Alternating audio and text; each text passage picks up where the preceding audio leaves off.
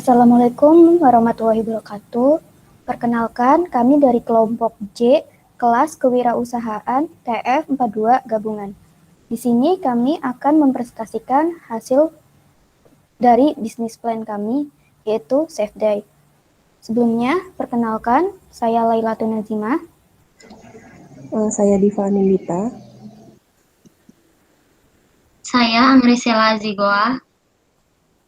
Saya Felita Hafidah. Saya Rehan Azhar Ibrahim Bulungan. Saya Falak Ambil Tomo. Pada kesempatan ini, kami akan mempresentasikan hasil dari bisnis plan kami.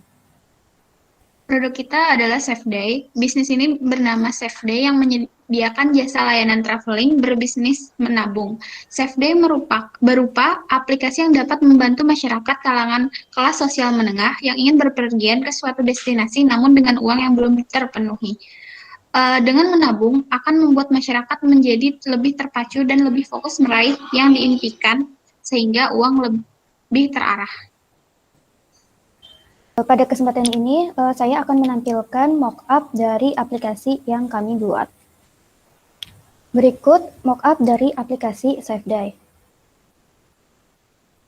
Nah, pada aplikasi Safe Day ini terdapat tampilan bar, yaitu home, beranda, chat, pesanan, dan profile. Pada menu home terdapat tabungan. Nah, pada menu tabungan ini berisi saldo tabungan kita yang dapat diisi ulang dengan ATM, Alfamart, atau Indomaret. Nah, tabungan ini berguna untuk kegiatan berpergian kita. Nah, untuk tempat mencari wisata ada di Explore. Nah, contohnya saja pada daerah ini terdapat Gunung Bromo.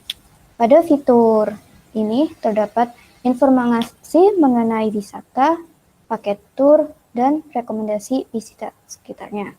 Pada paket tur, terdapat jenis-jenis paket yang harganya menyesuaikan dengan fasilitas yang ada. Setelah memilih paket yang diinginkan, pemesan dapat memesannya sesuai paket yang diinginkan dengan melihat saldo yang tersedia. Selain pesan, kita juga bisa ke menu beranda. Pada menu beranda terdapat mengenai info cuaca, wisata terbaru, dan makanan khas yang berkaitan dengan objek wisata, sehingga bisa membuat kita lebih nyaman di wisata tersebut.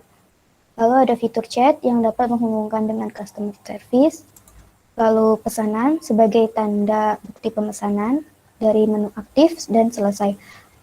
Lalu ada profile. Di menu profil ini kita bisa melihat profil kita atau mengedit profil kita. Nah, sekian dari mock-up kami.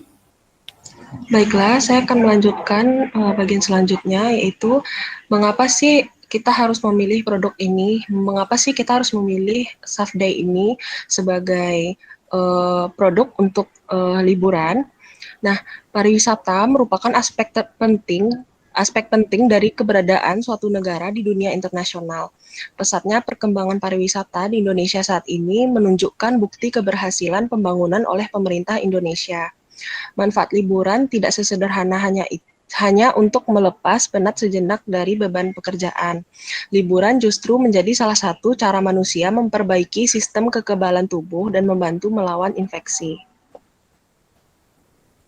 Nah, selanjutnya, aplikasi Safe Day ini merupakan aplikasi biro yang berbasis menabung yang perjalanannya mempunyai tujuan menyiapkan suatu perjalanan.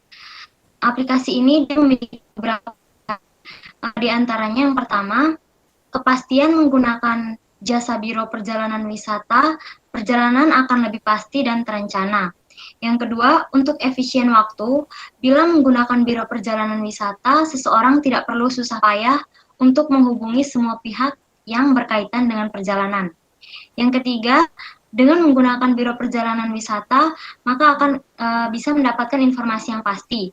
Yang keempat, tentang fasilitas-fasilitas yang termahal sampai yang termurah dan tempat-tempat wisata yang menarik untuk dikunjungi. Selanjutnya, dengan menggunakan biro perjalanan wisata, maka wisatawan akan mendapat harga yang murah dibanding tanpa menggunakan biro perjalanan wisata. Untuk selanjutnya, yaitu cara pemasaran. Nah, untuk cara pemasaran, yaitu untuk memasarkan produk kami menggunakan berbagai media, baik secara online maupun offline. Di antaranya dengan menggunakan media, yaitu billboard, poster pada tempat-tempat tertentu. Untuk media online, yang digunakan yaitu YouTube, Instagram, dan Facebook, dan sebagainya. Baik, saya akan menjelaskan tentang proyeksi cash flow tahunan. Pada tahun pertama, modal yang kami gunakan adalah 103 juta rupiah, di mana pada tahun pertama kita tidak memiliki keuntungan dengan kenaikan 10%, harga jual per tahun, keuntungan per tahun, dan keuntungan bersih minus 405 juta 400. Oke. Terus pada tahun kedua sampai kelima, kita sudah mulai mengalami peningkatan, di mana kita mulai mendapatkan keuntungan dengan kenaikan 10%-nya 52 juta dan harga jual per tahunnya 153 juta sekian, dan keuntungan per tahunnya 153 juta sekian. Pada tahun kedua sampai pada tahun pertama sampai ketiga, di mana keuntungan bersihnya masih memiliki minus, yaitu yang mana artinya minus tersebut adalah minus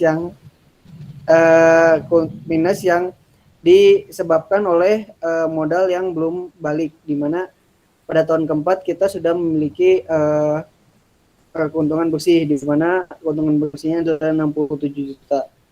Keuntungan bersih ini didapatkan dari keuntungan per tahun pada tahun keempat, dan dikurangin total modal yang kita gunakan selama 5 tahun, yaitu 405 juta 400. Dan pada tahun kelima, keuntungan bersihnya sudah mulai meningkat jauh, ya sekitar 200%-an, 150%-an lebih, di mana keuntungan bersihnya adalah 200 juta, dihasilkan dari keuntungan per tahun pada tahun kelima, yaitu 632 juta, dan dikurangin oleh total modal yang kita gunakan 405 juta, dan kita mendapatkan keuntungan bersih 226 juta. Segini itu kita bisa lihat cash flow dari tahun ke-1 sampai tahun ke-5. Pada tahun pertama sampai tahun kedua memiliki kenaikan yang sangat tinggi dari 20 juta sampai ke 160 juta, di mana kenaikan ini diharapkan bisa dapat membuat perusahaan menjadi lebih baik. Pada tahun kedua sampai tahun kelima, peningkatan tidak terlalu signifikan, yaitu di antara 140 sampai 160 juta, di mana 160 jutanya itu 165, 160 pada tahun keempat dan kelima, tetapi mengalami peningkatan juga. Sekian dari kelompok kami. Terima kasih. Wassalamualaikum warahmatullahi wabarakatuh.